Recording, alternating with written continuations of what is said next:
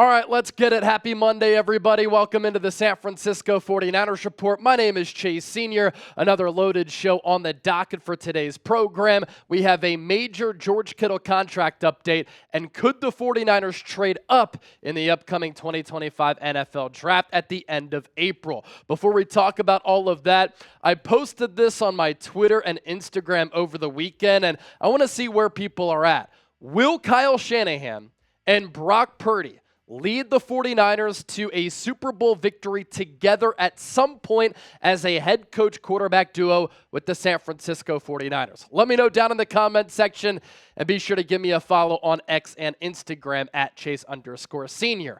Big news dropping the other day that impacts a potential George Kittle contract extension thanks to a fellow tight end inside the NFC West getting paid after a big year 3 for him in his respective career. So the conversation now becomes, will George Kittle get a new deal with San Francisco? And if he does, how much? Because the tight end market has been reset. Kittle is going to turn 32 years old in October. He's entering the final year of his contract here in 2025. That 2025 salary, $14.4 million base with the 2025 cap hit of $22 million. The Niners over the last couple of years have restructured that deal a couple of times, and that's why that number is pretty inflated.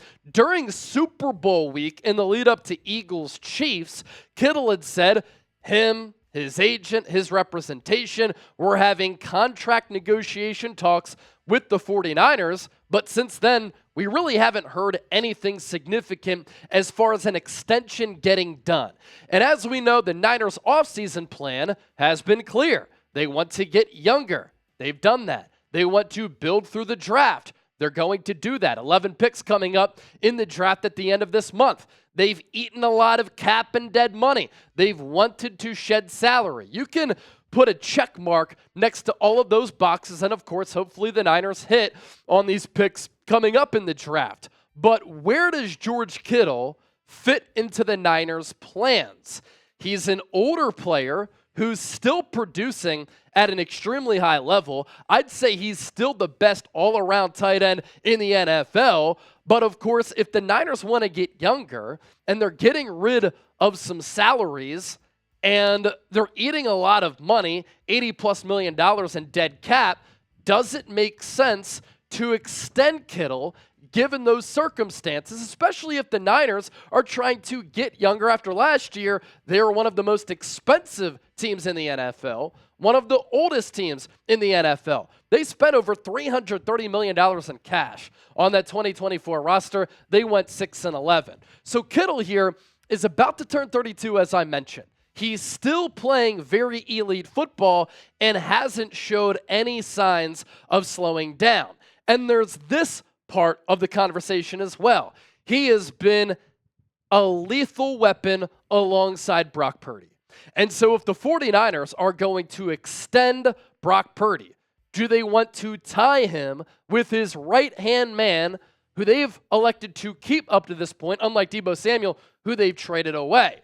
What happened the other day, to bring this full circle, is very significant. The Arizona Cardinals signed tight end Trey McBride to a big contract extension, which has reset the tight end market. And the tight end position has been and continues to be one of the best bargains in all of football. Because you think about the wide receiver market right now. There are wide receivers making between $30 and $34 million per year. They're getting a lot of guaranteed money. But the tight end market, the richest tight ends are getting between $15 and now $19 million. But when you factor in the importance of the tight end in the pass game, all around the field, in the red zone, how often they are used, the production that they have, the numbers that they put up, and their blocking ability, they're making nothing close to what the top wide receivers are making. And this tight end market reset by the aforementioned Trey McBride. He's going into year 4. He's gotten better every year that he's been in the NFL. He inked a 4-year, $76 million contract extension. The average annual value, $19 million. And of course, as always, what's important? The guaranteed money. he gets $43 million in guaranteed cash. His career up to this point, he was a second-round pick out of Colorado State. Year 1, seldom used. Year 2, has a breakout year as a sophomore. 106 targets, 81 catches, 825 yards, and then this past year, the go-to weapon for quarterback Kyler Murray, targeted 147 times, catching 111 balls for more than 1,100 yards. If you're George Kittle, you're looking at that deal that McBride signed, and you're saying, well, shoot, I'm worth more than that. I am better now. I have been better. I'm a more accomplished player than Trey McBride. And so how does that alter the Niners' plans for number 85? George Kittle is the heartbeat of this Niners organization alongside Fred Warner. They are two pillars of this Niners team. It feels crazy to think that Kittle could play elsewhere. But just in the Bay Area, think about this too. The Golden State Warriors moved off of Klay Thompson. So the Niners could easily move off of George Kittle and not sign him to a contract extension and have him play out the remainder of his deal on the expiring year, that is 2025, especially when you consider this.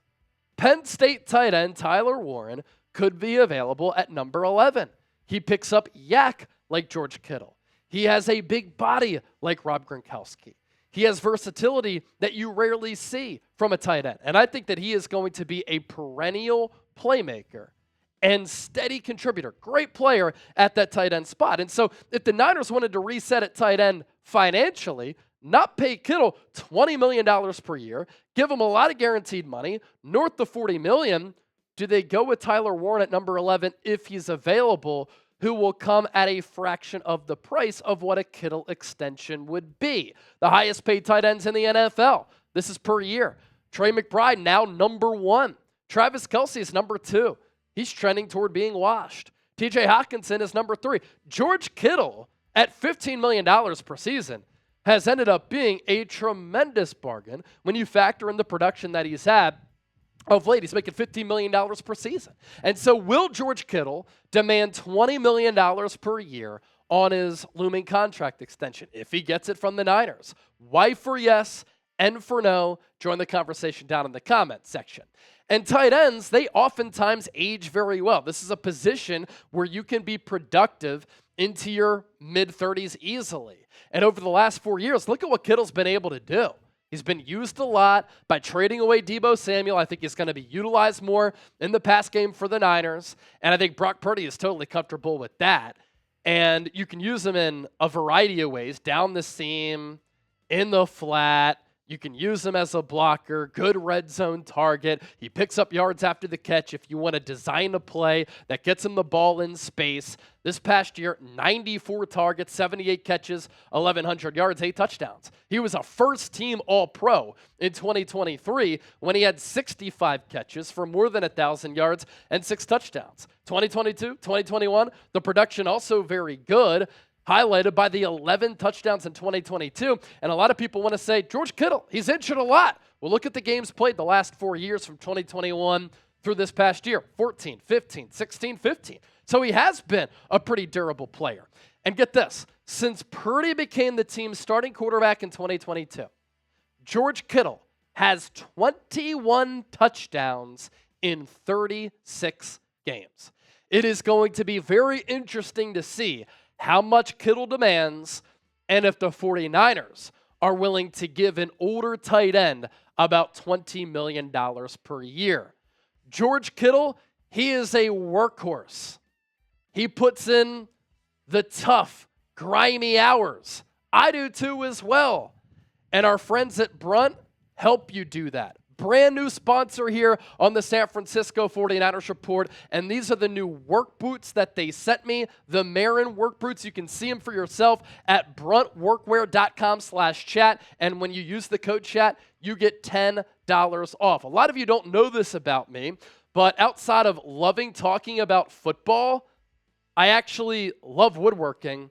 Woodshop was my favorite class back in high school. I love building things, creating things, and turning projects into something that you can have forever and be proud of. When my mom passed away a few years ago, she told me, Chase, when you see a butterfly, think of me. So I actually made this table from scratch to honor her and remember her. and I put it together, sanded it down, stained it, and I would burn that butterfly on the tabletop, and now I have it in my room as a little bit of a memorial for my mom.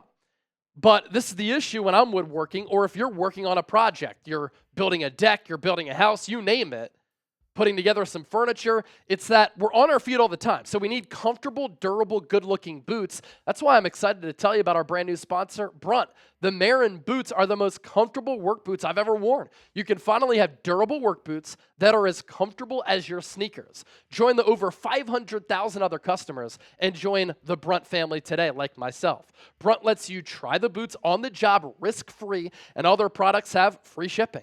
Their best-selling Marin work boots are not only built for the toughest job sites, they're completely waterproof. Whether it's rain, mud, or standing water, your feet stay dry.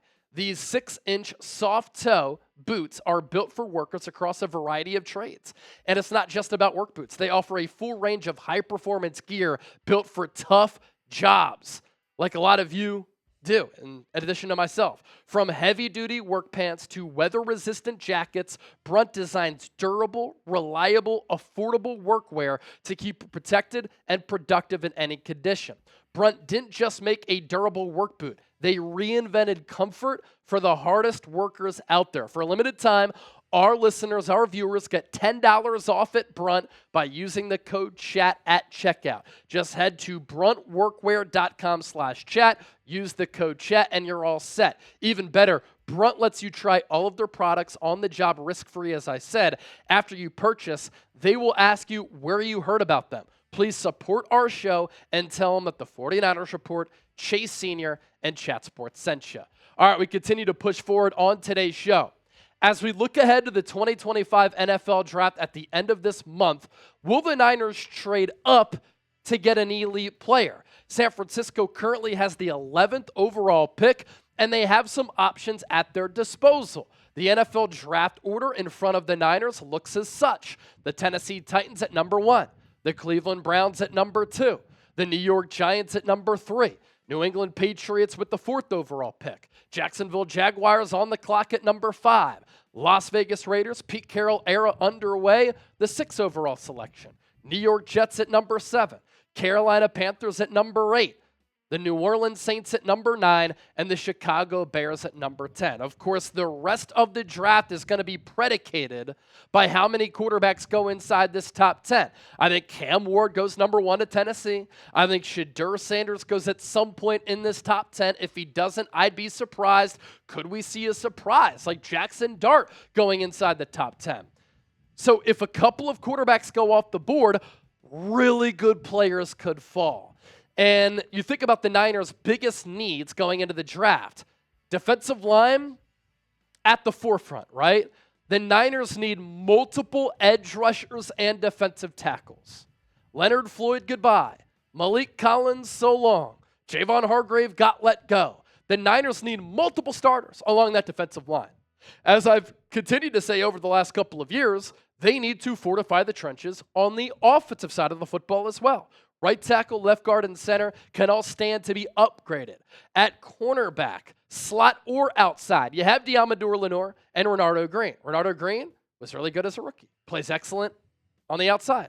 Deommodore Lenoir, one of the most underrated players in the National Football League. He can play outside or in the slot. Now, at number 11, or if you do trade up, I don't think you want to take a slot corner. I think you want an outside guy. Then you can use Lenoir in the slot, inside, and he's one of the more elite inside cornerbacks in the NFL. Additional needs, running back, because Christian McCaffrey, Isaac Guerrero have injury concerns, and wide receiver because you don't know how Brandon Ayuk is going to come off that shredded knee.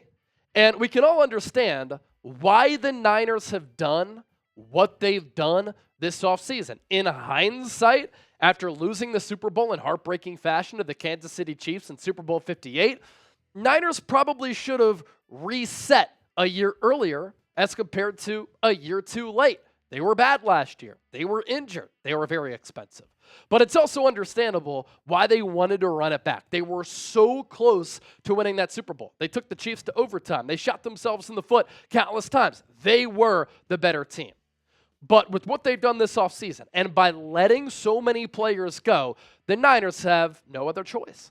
they need to nail the 2025 NFL Draft. And they're going to have an opportunity to do that. They have a lot of premium draft picks in their hands, in their grasp, at their disposal. First round, number 11. Second round, number 43. 2 third-rounders at 75 and 100. So you have 4 top 100 picks. And the Niners not only need to hit on these picks, these players need to be impact guys. We're talking starters and immediate contributors. That 4th-round pick at 113, it's valuable. 138, love it. You have a couple of 5th-rounders at 147 and 160, and then 3 7th-rounders at 227, 249, and 252. And so when you have all those picks, it allows the Niners to fill their needs and fill their voids. But having all those picks as well gives San Francisco flexibility and optionality to trade up if they want.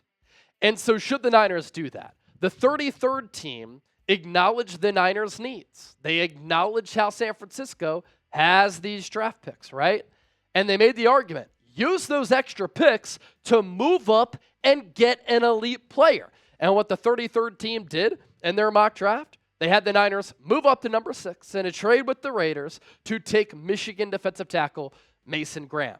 Here was the 33rd team's reasoning behind that. San Francisco has more needs than what we're used to seeing with this regime, but it still has more picks, 11, than what they can use. Moving some of that capital to land one of the few elite players at a position of critical need is worthwhile. Mason Graham is incredibly disruptive and might be the safest prospect in this class.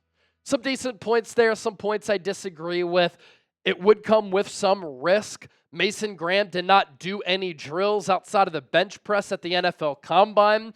There were also some red flags there because Michigan listed him around 325 pounds. He weighed in at 296 pounds. He had 24 reps at 225 on the bench. Not bad, not great, but he's 6'3", 296 pounds. He's not the greatest athlete in the world, but I do think he's a really good player who can end up being a really good player at the next level. Can he be elite? I do think he might need some help around him in the early going, but he was so steady at Michigan, which is why I think the 33rd team said he's one of the safest picks. I also like how he's good as a pass rusher and as a run stopper. Really good leverage. I love the nastiness to his game. He has a wrestling background. I always love that for my offensive linemen and defensive linemen in the pre-draft. Overall PFF grade last year of 91.1, a pass rush grade of 81.1, even better with the run defense grade of 92.6. He had a pass rush win rate of 13.8%, a true pass set grade of 87, and he had 20 hurries. Outside of that, the numbers very, very good, and he's been very consistent the last couple of years. 45 tackles in 2024, 7 TFLs, 3.5 sacks with 34 pressures. So he does have that short area quickness to get after the quarterback. I like his technique. I really like his leverage. The pressure numbers have been very good the last 2 years. 34 pressures in 2024, as I noted, 29 pressures in 2023. The sack number's pretty good from that defensive tackle spot, and his career numbers in 39 games, he has 76 pressures and 9 sacks to his name. The weigh-in, not overly concerning to me, although it is pretty hilarious. Michigan will list him at 325. He weighs him at 296. I have cooled on Graham a little bit in the pre-draft. I had him as my number 2 overall player back a couple of months ago behind Abdul Carter. He slid down. He's still a top 10 guy, in my opinion. I still think that he can be really good. But when you move up to take a player, you were hoping that he can be Pro Bowl level, elite level. Can he take over games? I think there are questions there. Or was he helped out by another really good defensive tackle who he was flanked by in Kenneth Grant, who I would like as a later round pick in the first round for San Francisco, maybe a second round guy, and Josiah Stewart, who's a really good defensive end and pass rusher for Michigan as well. If the Niners do go defensive tackle, I don't think they need to trade up for a player like Walter Nolan out of Ole Miss, who I think is better, who is going to take a pre-draft top 30 visit to the Niners, as we learned on Monday. In fact, I think that you could trade back for a player like Walter Nolan, who's good as a pass rusher, who's good in stopping the run, whose motor I really like, whose athleticism I think is a little bit better than a player like Mason Graham. I don't think you need to trade up for a player like Derek Harmon. I actually think the defensive tackle out of Oregon, who had in the neighborhood of 60 pressures last year, one year of production, which is a concern, but he ran a sub 540 at 300 plus pounds. I love it. I think that you could trade back to get a player like Derek Harmon. And if we're talking value, if you trade back and get another pick and you can get Nolan or Harmon, who arguably could be better than Graham, you gain draft capital, you have value on your side, and you might get the better player without having to trade up. If we're talking about trading up, the players who I would trade up for, if they fall, Abdul Carter out of Penn State. I think he's a blue chipper. Travis Hunter could be the football version of Shohei Ohtani if he plays both ways. Armand Membu, my favorite tackle in this class. Jalen Walker, he can rush the quarterback as an edge rusher. He can be an off-ball coverage linebacker. And Tyler Warren out of Penn State. Those right there are more blue chip players that I'd trade up for as compared to trading up for a player like Mason Graham. With Abdul Carter, great production this past year with Penn State. Shoulder issue and foot issue, those are concerns for me. But in his first full season as an edge rusher for Penn State, he was phenomenal in 2024. He has size. He has length. He has speed. He has bend. He has twitch. He has sack production. He, I know, can take over games. Now, he could go number 1, number 2, number 3. But if he falls to 4, 5, or 6, I'm willing to trade up for a player like that. Him opposite of Nick Bosa, are you kidding me? They can take over and wreck games. For a player like Travis Hunter, if he falls a little bit, and I think that he might go 2 to the Browns, number 3 to the Giants, but if he falls outside of that, I'd trade up for him. Really good coverage cornerback and a really good weapon at that wide receiver spot. Ball skills, quick twitch, really good athlete, overwhelming production. He did it against good competition when he had to. And that's just a unique generational prospect who I would trade up for because you have a need at wide receiver. You have a need at that cornerback spot. Armand Membu, I think he is a really safe pick. At well over 300 pounds, right tackle, ran a sub 540-yard dash, 4.9.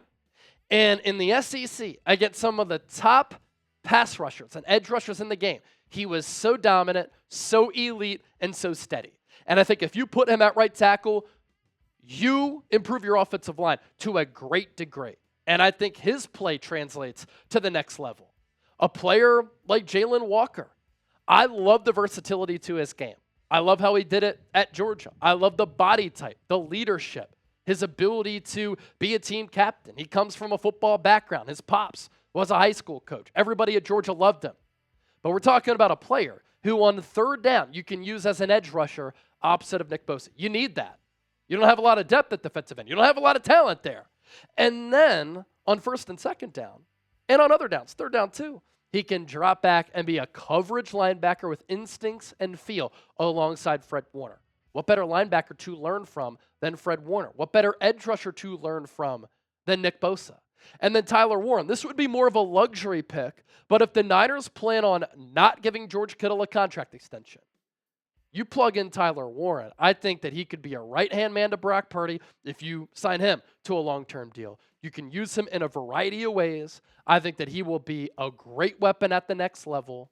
He's big. He can pick up yak. He can break tackles. He's a good red zone target. You can use him inline, outside, as an H-back, fullback. He's a really good blocker. That's a George Kittle type of clone right there who I would trade up for. Again, it's a luxury pick, and it depends on what the Niners want to do with George Kittle, but those are the blue chipper types of players that I would trade up for. I'm not sure if Mason Graham is that blue chipper. Now, I posed this question on the community tab here on YouTube. What should the Niners do with their pick in the first round? As you can see, nearly 4,000 votes. A lot of people, 66%, said stick and pick. 13% said trade up. 21% said trade down. So a lot of the faithful doesn't believe there's a lot of value to trading up. Be sure to hit that subscribe button here on the show. As always, thank you so much for supporting the program. We always hit you with some great Niners content right here on YouTube. And in addition to the Niners content that I give you here on YouTube, I cover the Niners on my social media pages. Give me a follow at Chase_Senior on X and Instagram.